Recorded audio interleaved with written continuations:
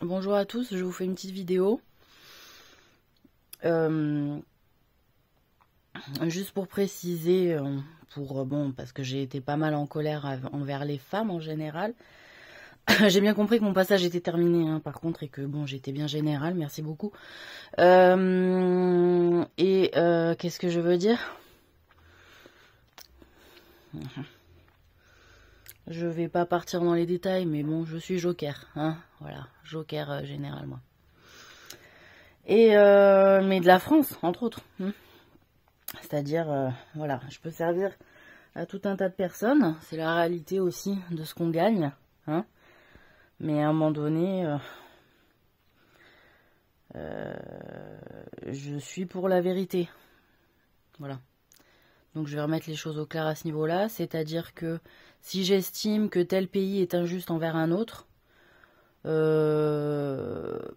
et que c'est mon pays qui est injuste envers un autre, je vais le dire. Je vais le signaler. Voilà. Que ce soit clair. Donc, bon, j'étais partie sur les femmes, on va juste rester là-dessus. Sachant que, par exemple, c'est vrai, pendant toute ma vie, j'ai représenté l'Afrique, le Maghreb, les Arabes, etc., la Palestine, machin, bon bref. Pour autant, je sais aussi servir les intérêts de la France, comme je l'ai pu le faire par le passé, ou comme je l'ai fait dans d'autres incarnations, où j'ai servi, par exemple, les intérêts ou danois, ou saxons, ou germains, hein, selon quelle incarnation j'étais. Donc voilà, je pense qu'on est assez dans notre parcours universaliste pour pas rester cantonné à une vision étriquée de la servitude des intérêts de la nation et des nations, parce que servir les intérêts de sa propre nation veut dire aussi servir les intérêts des autres nations si on veut vivre en paix, en harmonie et en équilibre.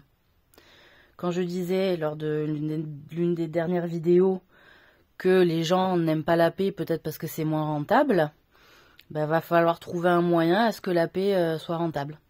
Alors pas la paix en apparence et en dessous, c'est le bordel, non. La vraie paix, c'est-à-dire au sens figuré et au sens propre, c'est-à-dire en couche supérieure et en couche interne,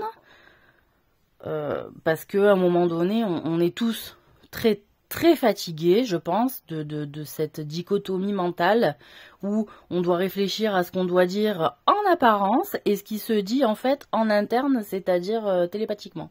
Voilà.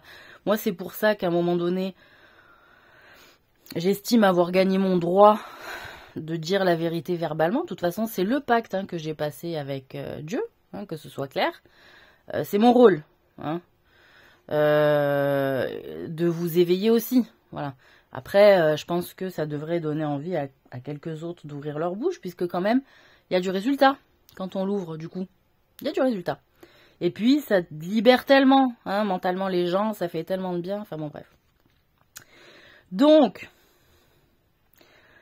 je voulais dire aussi, effectivement, donc, que j'ai défendu des intérêts des gens, des peuples du Sud, qui sont quand même bien mis à mal par beaucoup de groupes. Je dis pas les gens du Nord, non. De groupes, je dirais, sectaires qui mettent à mal l'harmonie et l'équilibre du monde depuis des siècles. Et que pas tout le monde monte dans le Nord, on est d'accord avec ça. Il n'y a pas les bons et les méchants. Moi, j'aimerais que les gens soient un petit peu plus nuancés et qui mettent moins toutes les personnes dans le même panier. Ça, c'est quand même une preuve d'intelligence. Je pense que si vous avez fait des études pendant des années, qu'on vous a expliqué le travail critique, je veux dire, je n'ai pas vos diplômes, mais à un moment donné, usons de ce que nous avons appris de manière simple et pratique, soyons pragmatiques. Et ce que je tenais à dire, parce que la question de l'immigration, elle est énorme dans notre pays, et je ne suis pas pour qu'on accueille tous les immigrés, mais en réalité, ce qui se passe, c'est qu'il y a un sabotage, c'est-à-dire qu'il y a des groupes sectaires qui vont faire le mal dans les pays du Sud, qui vont mettre à mal les populations des pays du Sud, et qui les poussent donc à partir. d'accord? Et que donc, ils sont pris en étau, parce que si ils faisaient bon vivre chez eux, qu'ils avaient de quoi bouffer, de quoi nourrir leur famille, qu'ils pouvaient s'acheter la bagnole qu'ils voulaient, à peu près, hein, comme nous on fait, quelques bijoux, des costards, etc., qu'ils n'étaient pas en manque cruel, parce qu'à un moment donné, la pauvreté, ça rend fou, et ça fait des hystéros dans les magasins qui s'achètent, je sais pas combien de trucs par mois. À un moment donné, voilà, si on crée un déséquilibre au sud, forcément, ça va pousser les gens à remonter en disant, mais attendez, chez nous, il n'y a pas le pognon. Bon, on va aller où il y a le pognon, hein, ça j'en avais déjà parlé. L'idée, c'est de ne pas être d'accord avec ça. En fait, ce qu'il y a, c'est que ce n'est pas les populations en question qui sont complètement responsables. Bien sûr qu'il y a des gens qui sont responsables et qui foutent la merde ici aussi. Mais voilà, il y a quand même un sabotage international qui font que on essaie d'user de stratégies pour entre guillemets détruire le monde, les cultures, faire un marasme humain, je sais pas quoi, bref, un truc dégueulasse. Et voilà. Après, ce que je ne conçois pas pour des pays où quand même on arrive relativement à vivre à peu près correctement et qui décident de partir donc pour un pays donc du Nord, comme chez nous, comme la France, et qui ne font pas l'effort d'apprendre à parler la langue dans le pays dans lequel ils sont installés. C'est-à-dire, ils prévoient d'aller dans un pays, d'y travailler, de gagner de l'argent, d'accord? Donc ils vont gagner leur argent par rapport à leur propre travail, certes, mais on leur laisse le droit du sol et le droit d'investir pour travailler et gagner de l'argent sur le sol en question, et qu'au bout de 3, 4, 5, 6 ans, voire même parfois 10 ans, les gens ne parlent toujours pas correctement français, et même ne font pas l'effort d'essayer de parler français, ou de s'excuser même de ne pas parler français, quand ils sont chez des gens, par exemple, français, où ils ont été invités. Et c'est là aussi où ça met à mal les relations entre étrangers et autochtones. Hein.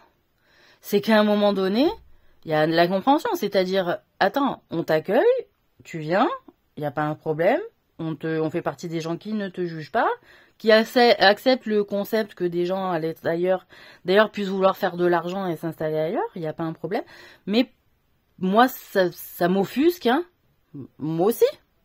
Je suis peut-être que je défends certes les intérêts des pays du Maghreb ou des choses comme ça, mais à un moment donné, je refuse que des gens qui viennent, par exemple, en France, je suis désolée, chie sur la France, chie sur les Français.